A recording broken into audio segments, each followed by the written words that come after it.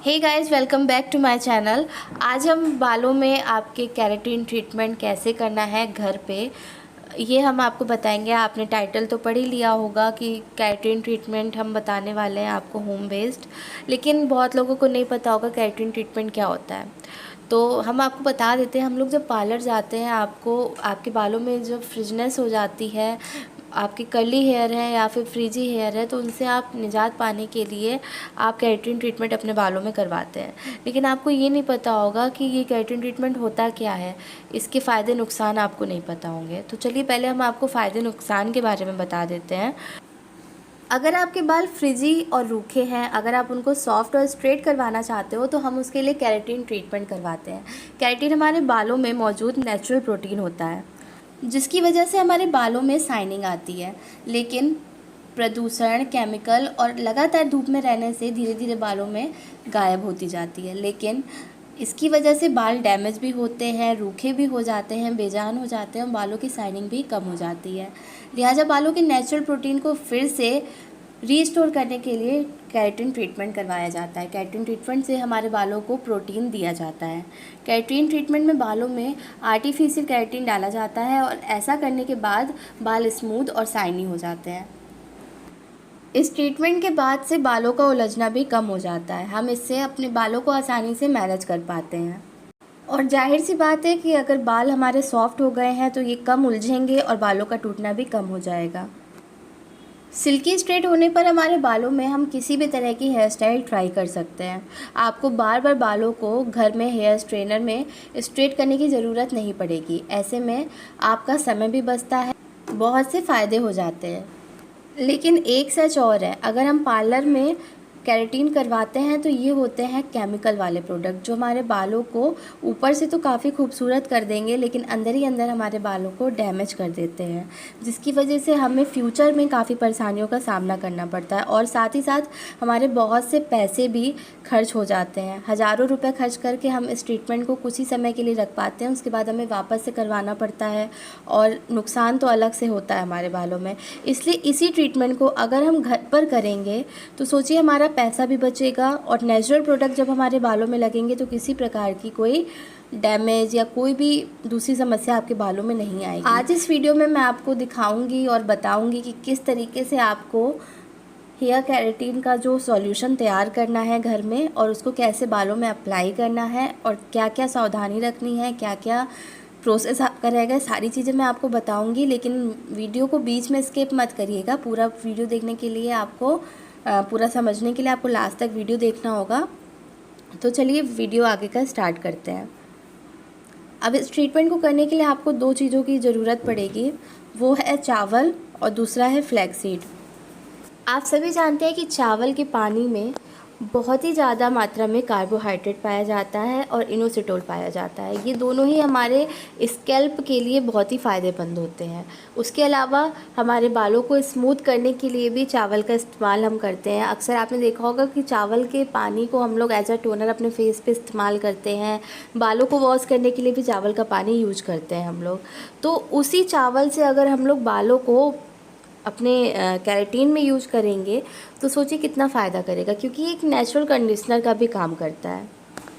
अब बात करते हैं अलसी की, जिसे हम लोग इंग्लिश में फ्लैक्स सीड बोलते हैं।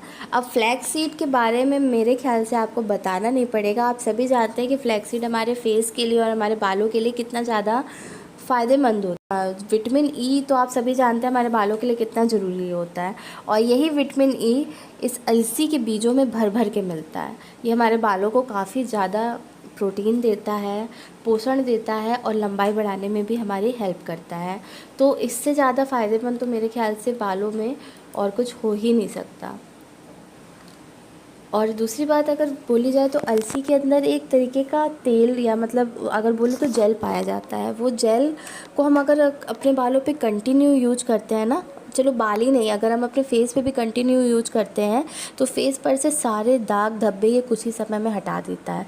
और अगर बालों पर यूज करते हैं तो ये बालों में अगर स्प्लिट हेयर की प्रॉब्लम आ जाती है, दो मुँहे बालों की, और बाल अगर टूट रहे हैं, डैमेज हो रहे हैं, तो उनसे हमारे बालों को बचाता है। आपके बाल अगर ड्राई हैं, बेजान हैं, तो उस बालों में भी ये रंगत लाता है और काफ़ी अच्छे से आपके बालों की सारी प्रॉब्लम को सॉल्यूशन में बदल देता है।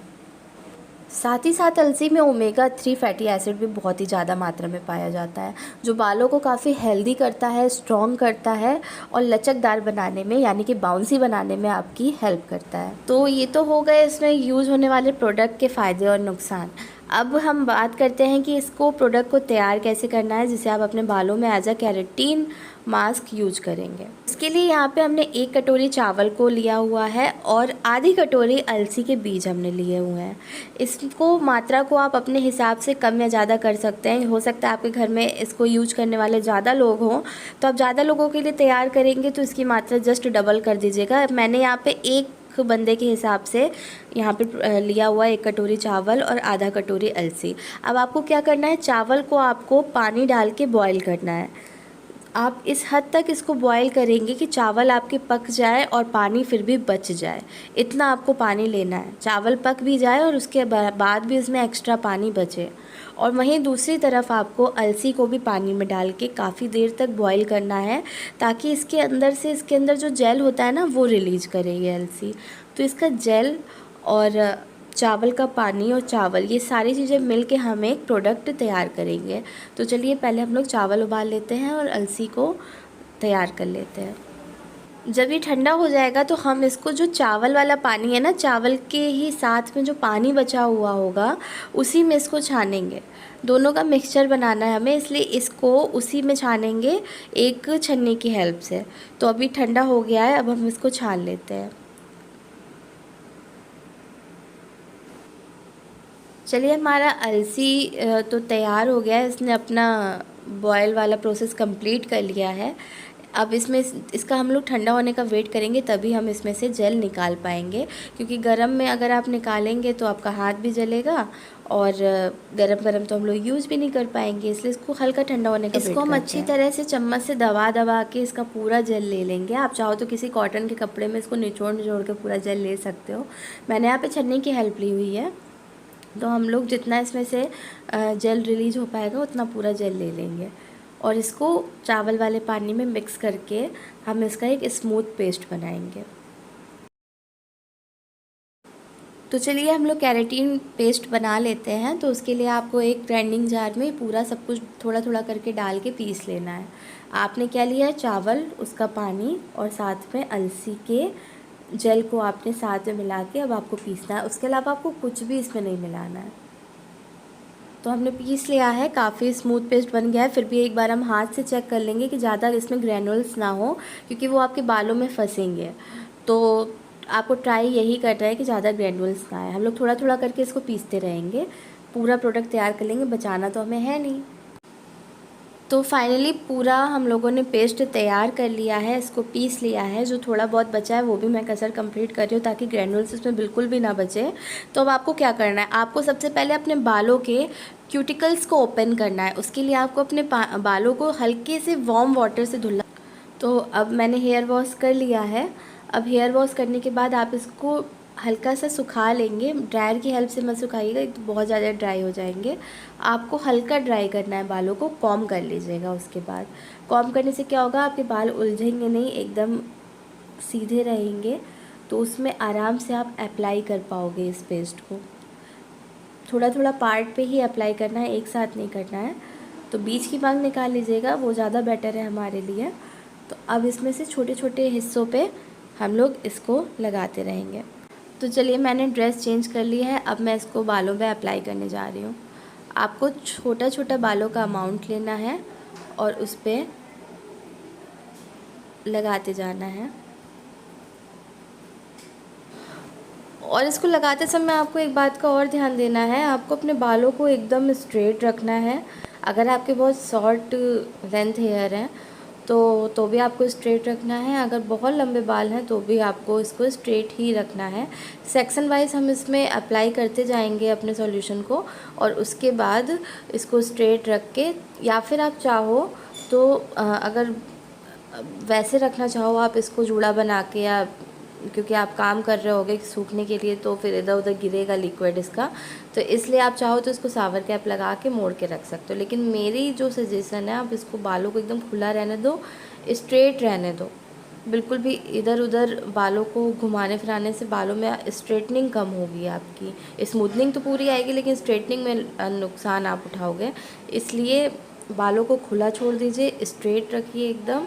और थोड़ी देर की बात है, आधे से 1 घंटे के अंदर ये पूरी तरीके से सूख जाएगा। इवन अगर आप सर्दियों में लगाते हो तो, अगर गर्मियों में लगाओगे तो और ही जल्दी सूखेगा। तो चलिए हम लोग पूरे बालों में इसको अप्लाई करके फिर हेयर वॉश करके फिर आपको दिखाते हैं। तो अभी पूरे बालों में हमारे लगभग लग चुका है। अब इसको सुखाने की बारी आती है। तो हम इसको सुखाने से पहले अच्छी तरीके से पहले ये देख लेंगे कि बालों के एक एक कॉर्नर में ये लगा है कि नहीं लगा है। वैसे तो केराटिन ट्रीटमेंट जो होता है पार्लर में, उसको हम लोग स्कैल्प से दूर रखते हैं, लेकिन ये जो हम लोग प्रोडक्ट यूज कर रहे हैं ये हमने घर में खुद से क्रिएट किया है, तो इसमें कुछ भी ऐसा हार्मफुल नहीं है जो हम अपने स्कैल्प पे ना लगने दें। तो इसलिए आराम से आप इसको लग भी जाए तो कोई दिक्कत नहीं है। पूरी तरीके से लगने के बाद बाल सूख गए थे। उसके बाद हेयर वॉश करने के बाद ये सिचुएशन है बालों की। पूरी तरीके से ड्राई भी कर लिया है हमने ड्राई की हेल्प से। तो अभी कुछ भी कंडीशनर वगैरह नहीं लगाया है बालों में, और बालों में काफ़ी शाइनिंग है, स्मूथनिंग है। एक बार आप इसको घर पे ज़रूर ट्राई करिएगा इस केराटिन ट्रीटमेंट को, आपको काफ़ी अच्छा रिस्पांस मिलेगा। आपको एक तो श्योरिटी रहेगी कि मेरे बालों को कुछ भी नुकसान नहीं होने वाला है, दूसरा आगे चल के फ्यूचर में किसी भी प्रकार का डैमेज वगैरह की दिक्कत नहीं होगी, और आपको ये अंदर से फ़ायदा देगा। उसके अलावा मैं आपको अभी नेचुरल लाइट में दिखाती हूँ कि कितने बाल स्मूथ शाइनी लग रहे हैं। एक्चुअली मैंने ये जो प्रोसेस किया था ये इवनिंग में किया था, तो इवनिंग में धूप नहीं थी और मैं नेचुरल लाइट में दिखाना चाह रही थी। अंधेरा हो गया था अभी, तो मैंने अगले दिन बालों को शूट किया धूप में, तो वो मैं क्लिप आपको दिखाती हूँ। देखिए अब धूप में मैं अपने बालों को दिखा रही हूँ कितनी अच्छी शाइनिंग आई है बालों में। अभी कुछ भी नहीं ऐसा यूज किया है बालों में जिससे हमारे बालों में अलग से शाइनिंग आए, एक्सटर्नल शाइनिंग आए।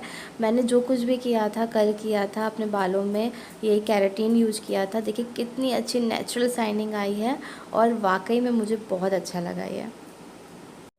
अगर आप भी घर बैठे बालों को शाइनी और स्मूथी बनाना चाहते हैं तो आप भी इस ट्रीटमेंट को घर पे एक बार ज़रूर ट्राई करिएगा, आपको बहुत ही अच्छा रिस्पांस मिलने वाला। आपने मेरे चैनल को सब्सक्राइब नहीं किया है तो सब्सक्राइब कर लीजिएगा, और इस वीडियो को लाइक करके अपने फ्रेंड लोगों के साथ शेयर कर दीजिएगा। Thank you so much.